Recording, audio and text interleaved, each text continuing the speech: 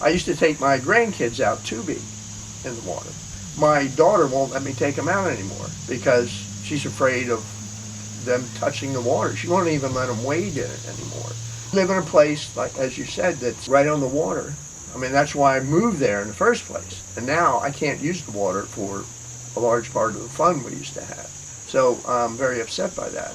And I guess I just feel that we have to start somewhere and clean this mess up because it's not getting any better, that's for sure.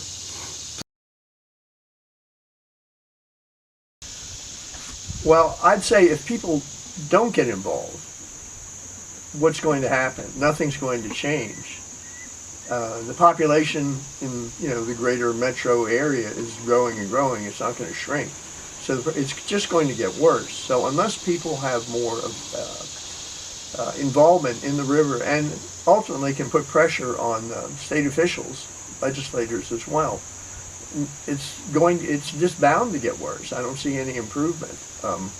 How long have they been attempting to clean it up? 50 years maybe? I don't know. But it's gotten worse and worse, so what we're doing now isn't working. So it seems like the only hope is to get individual citizens involved, to actually find out what the river's like, find out all the gook that's going into it, and then go to their legislators and regulatory officials and put the pressure on, because otherwise I don't see any hope. We're going to put real-time sensors in the river to measure constituents of sewage, discharged sewage. So, for example, nitrates is a big part of that.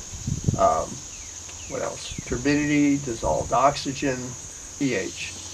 And the idea is to catch discharges of untreated sewage. So ideally, we'll be able to monitor these instruments remotely, and if we see a spike in one of these constituents, like nitrates, for example, we can then send one of our volunteers to that spot, take a water sample, and then have the water sample analyzed at Chesapeake Biological Lab. The other aspect of this is to our volunteers to take samples on their own time of the water in a locality that's convenient for them. And then we will take these samples to CBL, Chesapeake Biological Lab, and have them, again, analyze them. Those will form a kind of a background data as opposed to a distant early warning data like the sensors would be.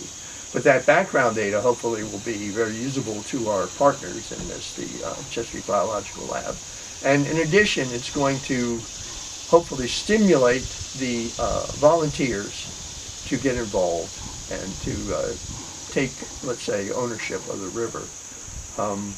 If we can get enough people and increase their sensitivity to what's in the river, the bad things that are in the river, then we can put some pressure on state regulators and legislators to do a better job protecting the water.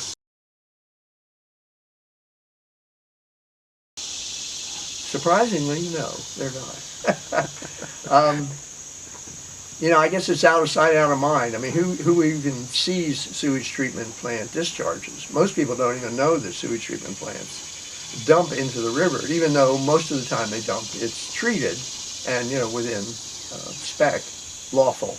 But occasionally there are untreated discharges for various reasons. Breakdowns, I guess, are probably the main source. And stormwater overflows. In a big rainstorm, there's too much water comes through the plant, so they just open the gates and let it out.